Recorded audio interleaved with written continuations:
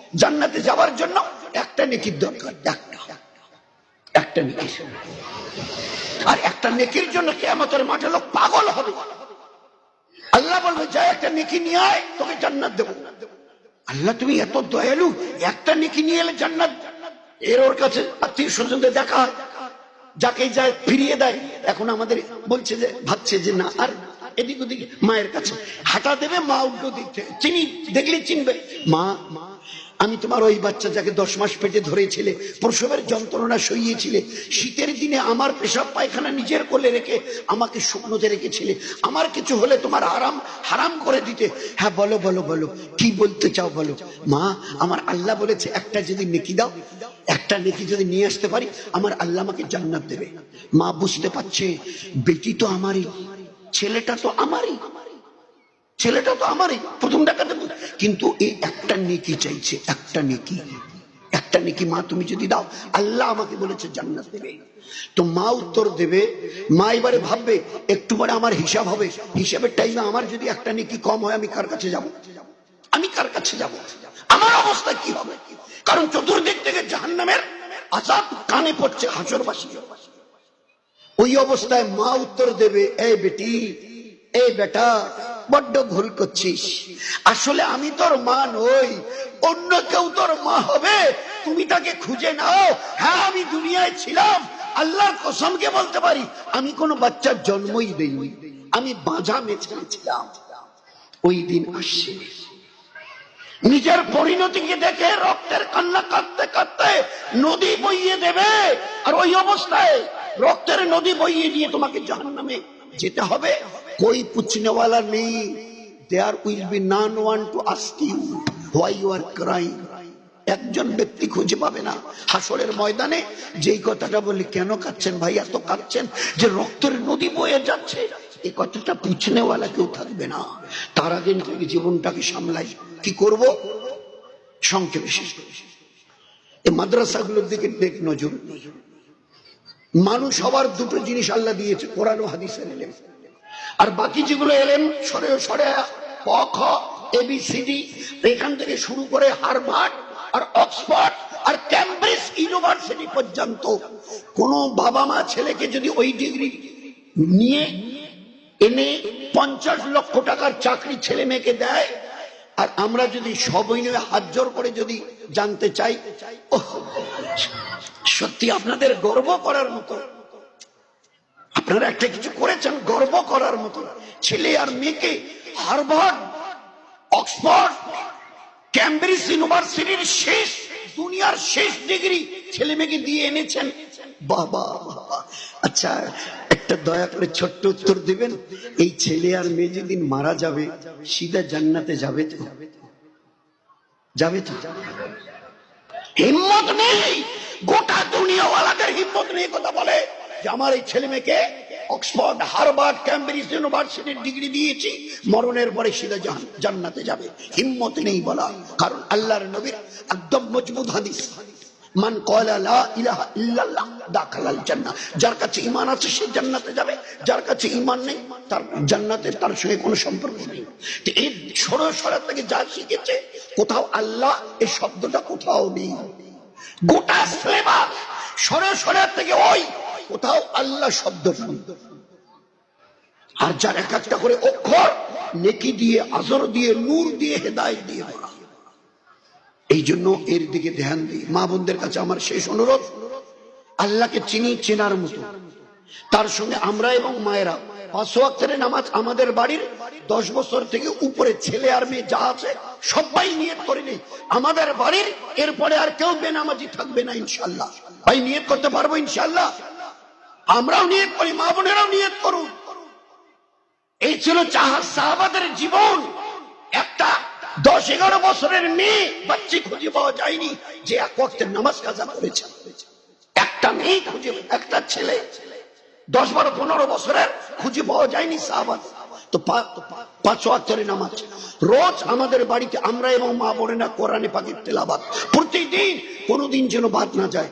দয়ার নবী বলতেন যে বাড়িতে রোজ কোরআন তেলাওয়াত হয় ওই বাড়িতে রহমত আর বরকত আল্লাহ দান করে। ফজর আর আসরের পরে 3 তাসবিহাতের পাবন্দি করি। 4 নিজের জবানের হেফাজত করি।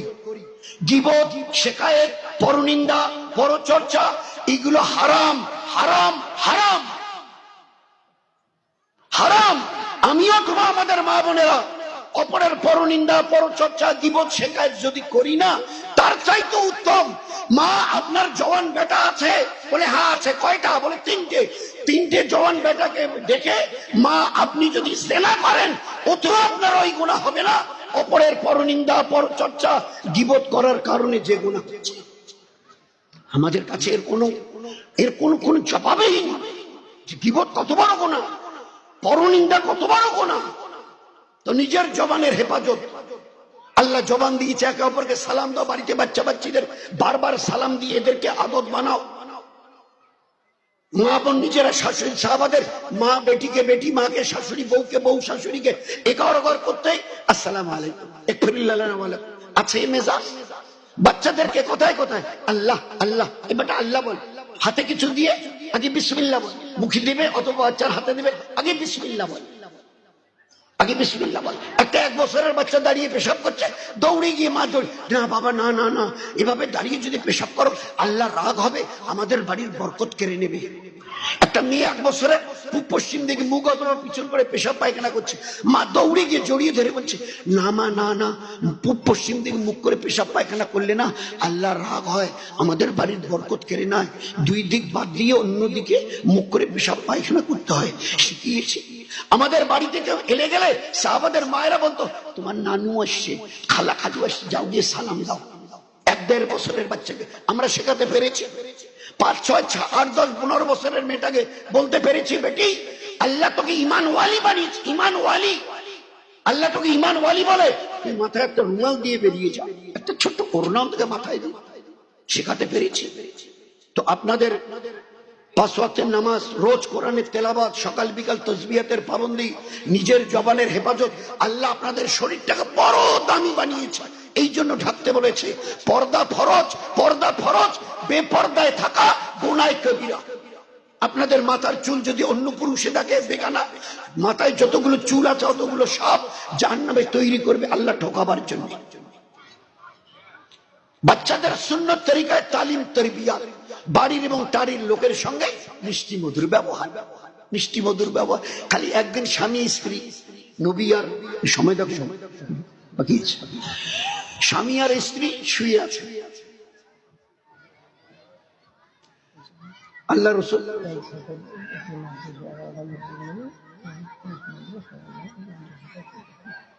তো বলা হচ্ছে যে সবাই যেন মাদ্রাসার দিকে নজর রাখে, সবাই এটা পুরুষদের জিম্মেদারি, মা বোনের জিম্মেদারি। তো শুধু মা আয়েশা, হুজুর সাল্লাল্লাহু আলাইহি ওয়াসাল্লাম স্বামী স্ত্রী শুয়ে আছে, খালি ইয়ের কি চলে বলেছে আমার ওই সতীন আছে না বুবু, বুবু ও একটু ওর চেহারাটা খাটো, সফিয়া ওর নাম, হযরত সফিয়া রাদিয়াল্লাহু আনহা সতীন।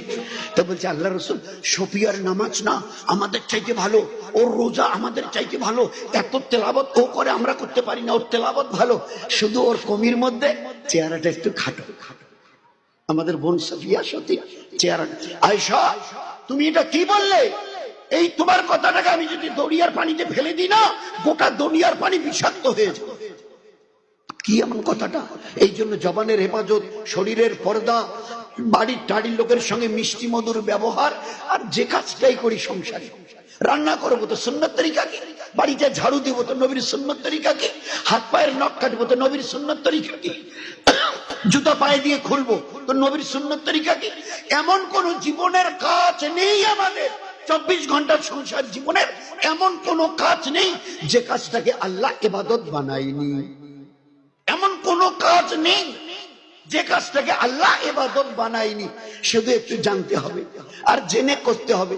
এই জন্য এই মাদ্রাসা, এই জন্য এর জন্য 3টে কাজ, খুব দিল থেকে দোয়া, আল্লাহ এই মাদ্রাসাগুলো যাতে সেইভাবে চলে, তোমার দিনকে দুনিয়াতে প্রত্যেকের মধ্যে বাকি রাখবার জন্য আল্লাহ সর্বদিক থেকে এর মদত করো। 2, যখন যেখানে যেরকম প্রয়োজন হয় অর্থ করি দিয়ে একটু সাহায্য করি। 3, নিজেদের বাচ্চা বাচ্চাকে দেওয়ার চেষ্টা করি।